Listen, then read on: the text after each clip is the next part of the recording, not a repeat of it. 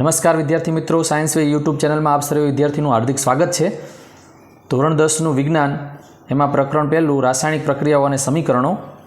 આપણે આજના વિડીયોમાં પ્રવૃત્તિ 1.2 જોઈશું। અગાઉના વિડીયોમાં પ્રવૃત્તિ 1.1 મેગ્નેશિયમ પટ્ટીનું હવામાં દહન કેવી રીતે થાય અને શું રિએક્શન થાય છે પ્રેક્ટિકલ સાથે આપણે સમજેલું છે। આજે આપણે પ્રવૃત્તિ 1.2માં લેડ નાઇટ્રેટ અને પોટેશિયમ આયોડાઇડ વચ્ચે પ્રક્રિયા થઈ અને શું નિપજ મળે છે એની વાત કરવાના છીએ। તો ચેનલને હજી સુધી જો સબસ્ક્રાઈબ ન કરેલી હોય તો પહેલાં ચેનલને સબસ્ક્રાઈબ કરી દો, તમારા મિત્રોને શેર કરજો। અગાઉના વિડીયો જોશો એટલે તમને આ જે વિડીયો છે એકદમ સહેલો લાગશે। તો ચલો વધારે વાર ન લગાડતા આજનો વિડીયો શરૂ કરીએ। પ્રવૃત્તિ 1.2 લેડ નાઇટ્રેટ અને પોટેશિયમ આયોડાઇડ વચ્ચે થતી પ્રક્રિયા સમજવાની છે। જો મિત્રો મેં અહીંયા પહેલે અગાઉથી એક આકૃતિ દોરેલી છે, કારણ કે વિડીયો બહુ લાંબો ન થઈ જાય એટલા માટે। તો એક પાત્ર લીધેલું છે, એની અંદર લેડ નાઇટ્રેટ એટલે PbNO3 ટ્વાઇસ એનું અણુસૂત્ર છે કે જે સફેદ રંગનું હોય છે, એનું જલીય દ્રાવણ લીધેલું છે। અને એક કસનળીમાં પોટેશિયમ આયોડાઇડનું જલીય દ્રાવણ કે જે રંગવિહીન હોય છે। હવે આ બંને દ્રાવણને આપણે મિશ્ર કરવાના છે અને એ જોવાનું છે કે આ બંને વચ્ચેની રિએક્શનમાં અંતે શું ઉત્પન્ન થાય છે। તો આકૃતિ દ્વારા આપણે સરળતાથી સમજી શકીએ છીએ। જો આ પાત્રની અંદર લેડ નાઇટ્રેટનું એક જલીય દ્રાવણ લીધેલું છે કે જે સફેદ રંગ હોય છે।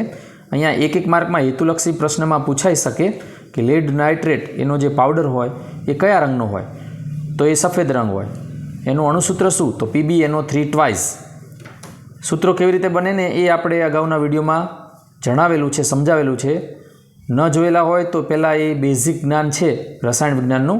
સૂત્રો કેવી રીતે બને, 1 થી 20 તત્વોના નામ, એના સૂત્રો, એની ઇલેક્ટ્રોન રચના એ નીચે વિડીયોમાં ડિસ્ક્રિપ્શનમાં મૂકેલી છે એની લિંક, તો જોઈ લેજો। પોટેશિયમ આયોડાઇડ Ki એ રંગવિહીન હોય છે। હવે આ બંનેને જો મિશ્ર કરવામાં આવે તો કઈ પ્રક્રિયા થાય અને કેવા રંગના અવક્ષેપ મળે એ જોઈશું। તો પ્રક્રિયા પહેલાં લખીશું આપણે। જો સૌથી પહેલાં લેડ નાઇટ્રેટનું અણુસૂત્ર PbNO3 ટ્વાઇસ।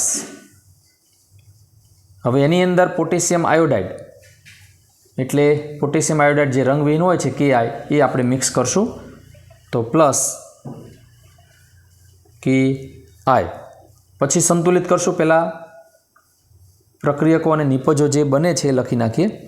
તો શું થશે જુઓ, Pb અને અહીંયા I ન ખ્યાલ આવે તો અહીંયા જે પ્રક્રિયકમાં શરૂઆતમાં જે પદાર્થ હોય અને અહીંયા બીજો પ્રક્રિયક હોય એનો બીજો પદાર્થ, એ બંનેને મિક્સ કરીએ એટલે કે બંને વચ્ચે પ્રક્રિયા થશે।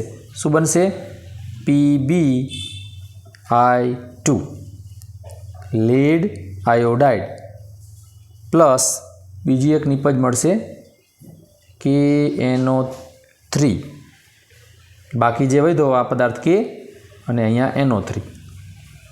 ચલો હવે આપણે આને સંતુલિત કરવાનું છે।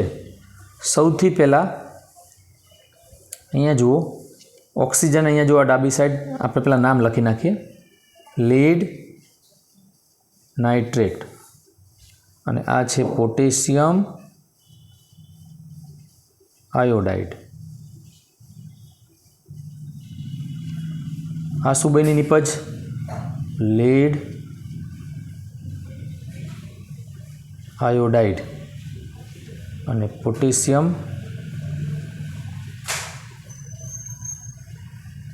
નાઇટ્રેટ।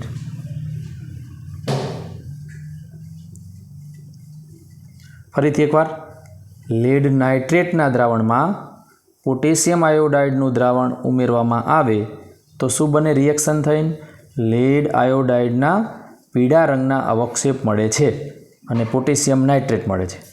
અહીંયા જો આ જે રિએક્શન છે હજી બેલેન્સમાં નથી, તો એને પહેલાં સંતુલિત કરવું પડશે।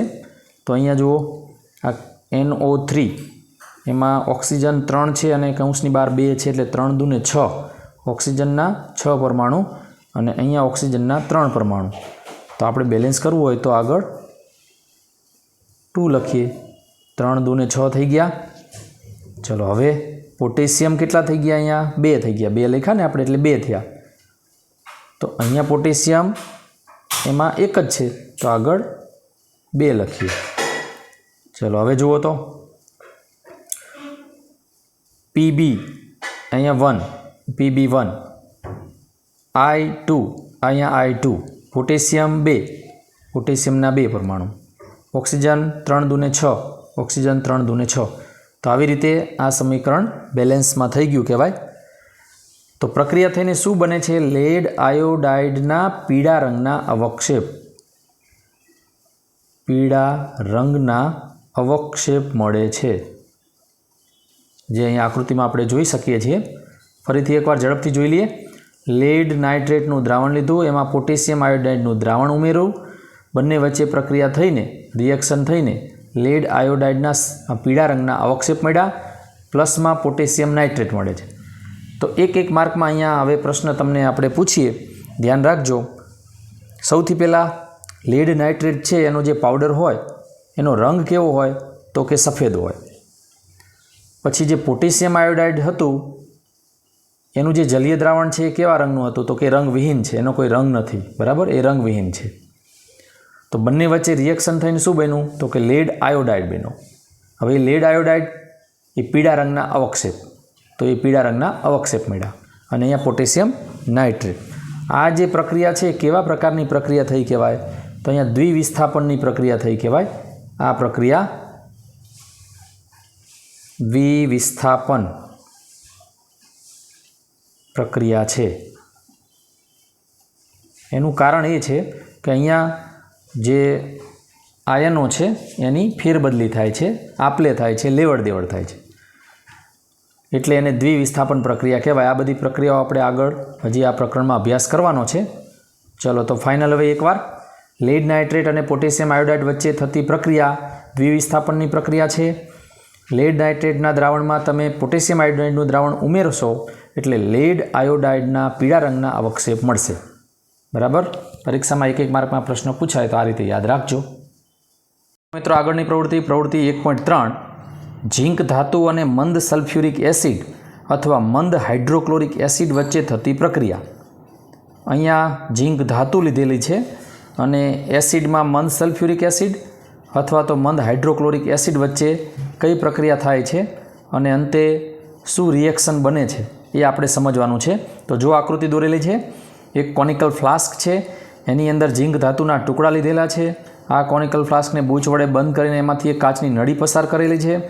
હવે એ નળી મારફતે આપણે આ પાત્રની અંદર એટલે કે કોનિકલ ફ્લાસ્કમાં પહેલાં મંદ H2SO4 એટલે કે સલ્ફ્યુરિક એસિડ જે રસાયણનો રાજા કહેવાય છે એ મંદ H2SO4 એની અંદર ઉમેરવાનું અને પછી શું પ્રક્રિયા થાય છે એનું અવલોકન કરવાનું છે અને એની પ્રક્રિયા એટલે કે પ્રક્રિયા સમીકરણ લખવાનું છે. તો ઝીંક ધાતુના ટુકડા એની અંદર જ્યારે આપણે મંદ H2SO4 ઉમેરીએ છીએ ત્યારે બંને વચ્ચે જે રિએક્શન થાય છે અને રિએક્શનના અંતે શું ઉત્પન્ન થાય છે એ સમજવાનું છે પ્રક્રિયા દ્વારા. તો આપણે પ્રક્રિયા સમીકરણ લખશું. સૌથી પહેલાં ઝીંક ધાતુના ટુકડા એટલે Zn સોલિડ અવસ્થામાં છે, ઘન અવસ્થામાં Zn ધાતુ, બરાબર, પ્લસ આપણે પહેલાં મંદ H2SO4 એટલે સલ્ફ્યુરિક એસિડ ઉમેરશું એટલે H2SO4 બરાબર.